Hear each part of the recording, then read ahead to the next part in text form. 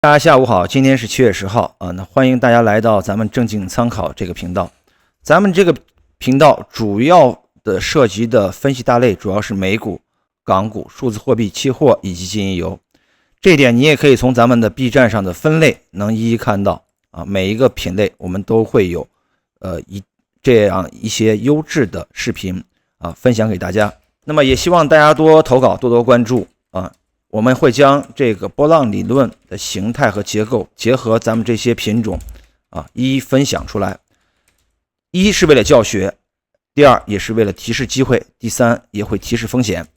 那好，下来我们进入今天的最后一个视频。这个视频来自于咱们的会员约稿啊，主要是想了解一下这个白糖期货整体走势的一个结构，以及后期是否在某些位置存在一些机会。那这里先说一下结论吧。我们看到的是一个月线图，它在相对的一个高位，它是形成了这样一个震荡区间。那在这个震荡区间之内，白糖的价格也是非常反复。那么从我个人的角度来说，此次从相对的高位7100元左右或者7200元左右的价格开始的这一次的回落，应该还没有结束，因为向下调整的结构它缺少了部分的形态。下来我们继续从波浪理论的角度来分析一下为什么会得出以上的一个结论。那首先我们还是看到之前的整体走势是从这个3180涨到了7604，这一波牛市已经结束。那之后从7604开始，它是出现了一个3波的调整 A、B、C。这个调整当中它整体的形态它是走出了一个535的锯齿形，这一点大家一会儿在周线上或者自己复盘的时候可以具体看一下，是一个535的锯齿形。那从这个黑色段结束之后，我们可以看到市场再次迎来了上涨走势，但是这一次上涨走势结构就发生变化了，因为它出现了一个5波的引导楔形。引导楔形的出现意味着后期极有可能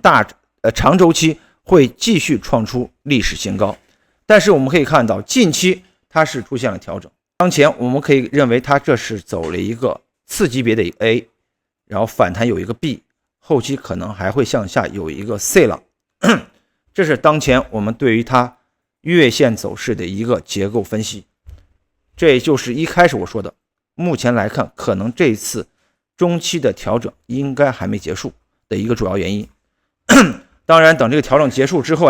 它可能会随着不断的攀升会出现这样一个历史新高的这样一个可能性走势。那好，接下来我们就主要分析这个5波的引导楔形以及紧随其后的这个调整。首先我们先拉一下黄金分割，将这里的数值改成 76.4。 通过这样的划分我们就看到了目前的调整可以说是比较充分已经回撤到618到764这个区域中间了。但是有什么疑问，这里我们将时间调整到周线图，可以具体看一下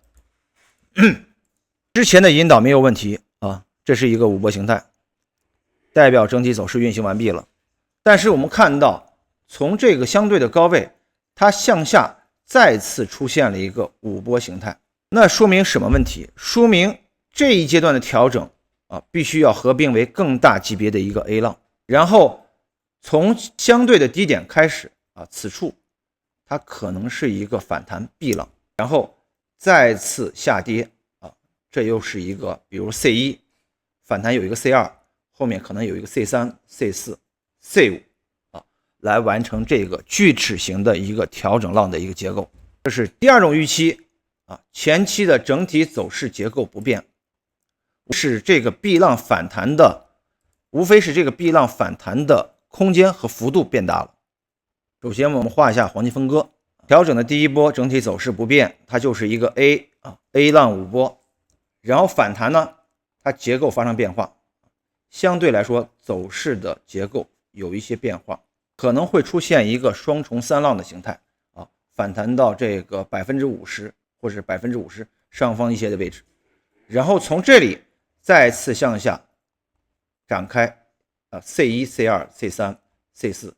以及 C5 的走势。这是目前两种预期啊，根据反弹强弱来定到底有可能会是哪一种。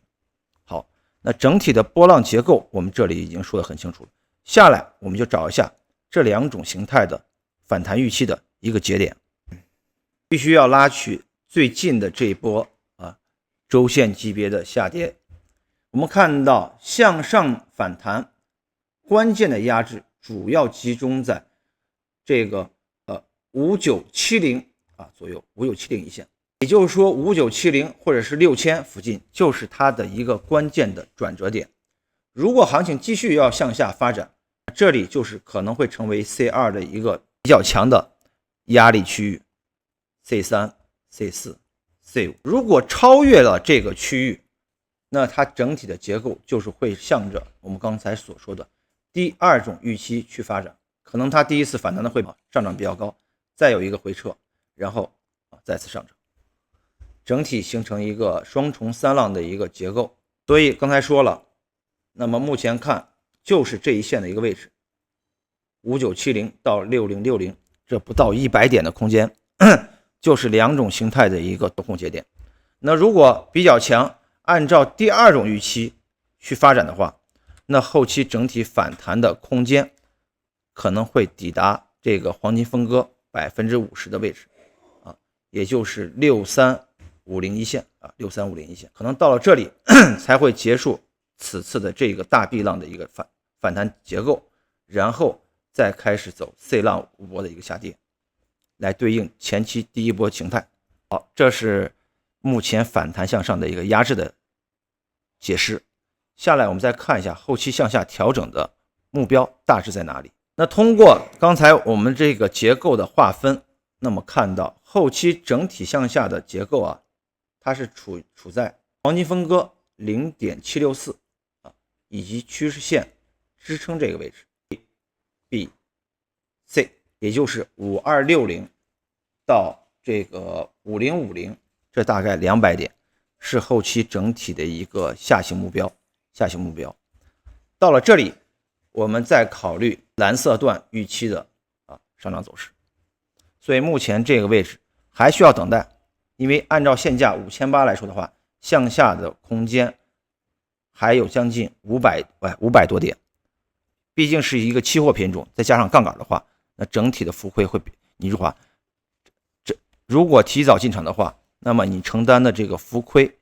金额会比较大，有可能此处进场并不符合一定的波段的盈亏比，所以可以说是咱们暂时是继续观望。当然如果你有做空的思路的话，那么就按照刚才我们在日线图所说的这个位置，找到这个黄金分割，整体参考这个 50% 到这个382也是618这个区域可以去考虑一下一个做空的方案往下看它能不能是按照弱势的一个形态走出 C1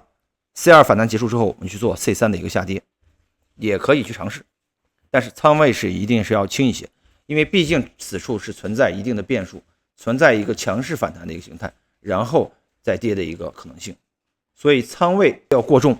止损一定要设好。好，以上就是今天下午咱们关于这个国内白糖期货的整体波浪结构形态分析那么也欢迎大家继续留言或者是多多点赞也可以。好，本期视频到此结束，我们下一期再见。